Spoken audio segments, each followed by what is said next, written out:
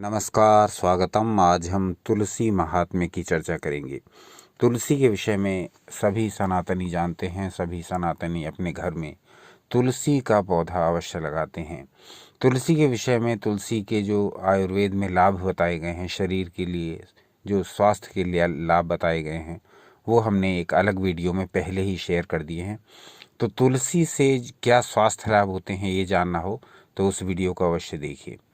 आज के अंक में हम तुलसी के धार्मिक महत्व की चर्चा करेंगे।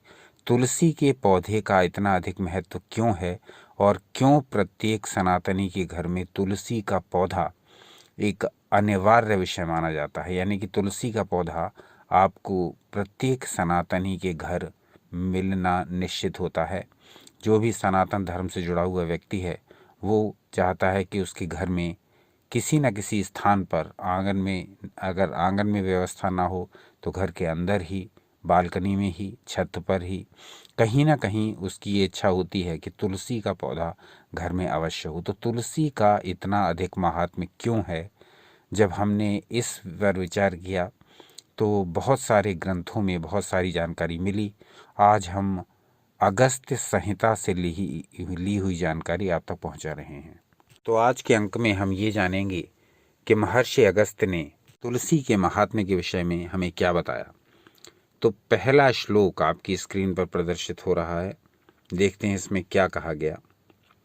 शालग्राम शिलायाश्च गंगायाश्च तपोधना तुलस्याश्चैव माहात्म्यम नेष्टो वक्तुम ही विश्वसृक्। शालिग्राम की शिला, गंगा और तुलसी का महात्म्य कहने में विश्व के निर्माता ब्रह्मा भी असमर्थ हैं। यानी इतना अधिक महात्म्य है इन सब का, शालिग्राम का, गंगा का और तुलसी का। तो इससे ही पता चलता है कि तुलसी की महिमा कितनी अधिक है।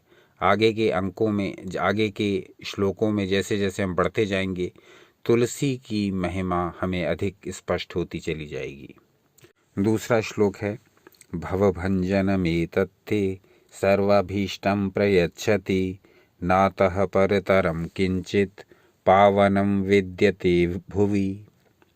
ये 32वां श्लोक है और इसमें कहा गया कि तुलसी दल पुनर्जन्म का नाश करने वाला है तथा सभी कामनाओं की पूर्ति करता है। संसार में इससे बढ़कर पवित्र दूसरा कुछ भी नहीं है। अब आ जाते हैं 35वें श्लोक पर, जिसमें कहा गया, तुलसी विपिनस्यापि समन्तात् पावनं स्थलं प्रोषमात्रं भवत्येव गांगेयस्यैव पावनम।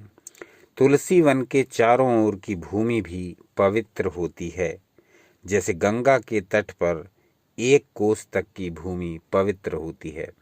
तो तुलसी की एनर्जी इतनी अधिक है, तुलसी की शक्तियाँ इतनी अधिक हैं कि तुलसी जहाँ लगी हो उसके चारों ओर का क्षेत्र पवित्र माना जाता है।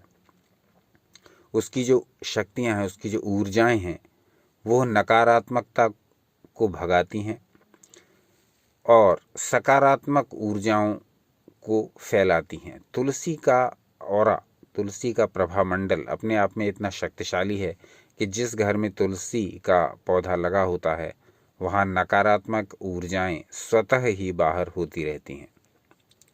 36वें श्लोक पर दृष्टिपात करते हैं। इसमें कहा गया, तुलस्यारोपिता सिक्ता तुलस्यारोपिता सिक्ता दृष्टस्पृष्टा तुपावयेत आराधिता प्रयत्नेन सर्व काम फलप्रदा। 36वां श्लोक है, इसमें कहा गया है, तुलसी का वृक्ष रोपने से, सींचने से, दर्शन करने से, स्पर्श करने से पवित्र कर देता है और यत्नपूर्वक उसकी आराधना करने से सभी कामनाओं की पूर्ति होती है। तुलस्या रोपिता सिक्ता दृष्टा स्पृष्टा तुपावयेत। चाहे तुलसी को रोपें यानी तुलसी का पौधा लगाएं, चाहे इसे सींचें, चाहे इसका दर्शन करें, चाहे इसको छुएं, ये सारी क्रियाएं व्यक्ति को पवित्र करने वाली होती हैं।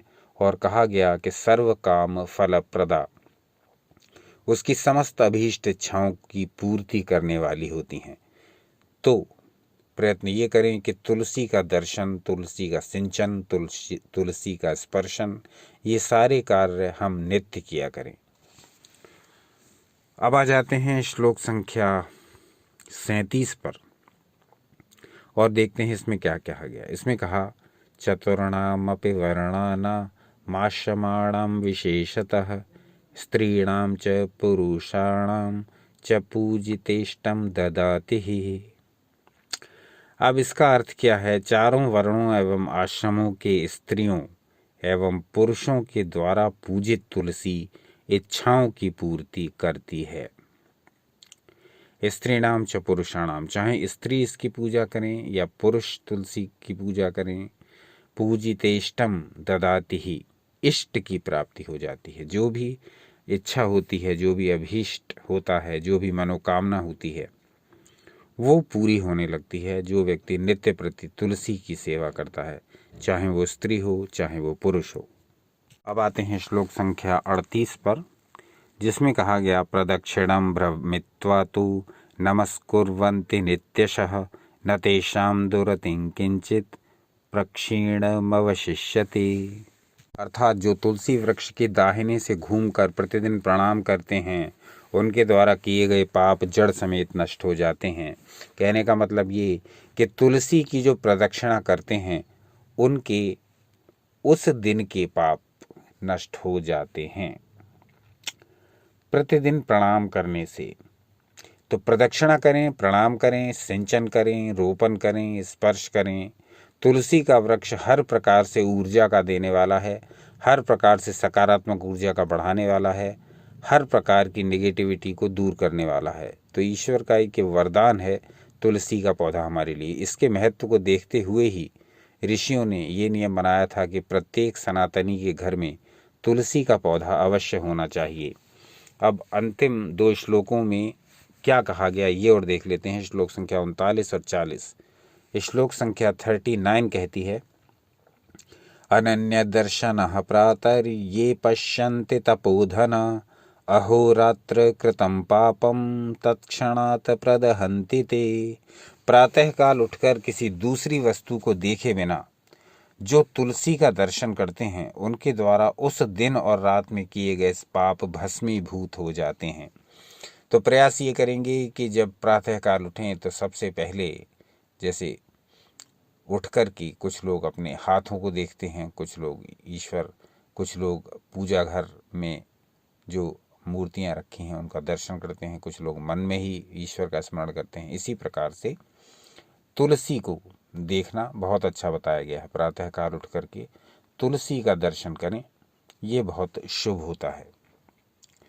आगे अंतिम श्लोक देख लेते हैं। श्लोक संख्या 40 कहा गया, तुलसी सन्निधौ प्राणान ये त्यजन्ति मुनीश्वर न तेषां नरक क्लेशः प्रयान्ति परमां गतिम। 40वां श्लोक है। कहा गया, तुलसी के समीप जो प्राण छोड़ते हैं उन्हें नरक का क्लेश नहीं होता और वे परम गति को प्राप्त करते हैं। न तेषां नरक क्लेशः प्रयान्ति परमां गतिम। तो ऐसी है तुलसी की महिमा जो हमारे शास्त्रों में स्थान स्थान पर गाई गई है। तुलसी के विषय में बहुत कुछ कहा गया है। आयुर्वेद में जो तुलसी के गुण बताए हैं स्वास्थ्य के लिए, उन पर हमने पहले से ही एक वीडियो बना दिया है। आप अगर चाहें तो उस वीडियो को पूरा देखें। आज के अंक में हमने तुलसी के धार्मिक महत्व की चर्चा की और ये देखा कि तुलसी को हमारे शास्त्रों में किस प्रकार से वर्णित किया गया है, क्यों प्रत्येक सनातनी के लिए तुलसी का इतना अधिक महत्व है। हम में से प्रतिदिन करोड़ों लोग तुलसी वृक्ष पर जल चढ़ाते हैं, तुलसी के पौधे की उपासना करते हैं, सायंकाल में तुलसी के आगे दीपक जलाते हैं, धूप रखते हैं। लेकिन शास्त्रों में क्या कहा गया तुलसी के बारे में, ये बहुत कम जानकारी है।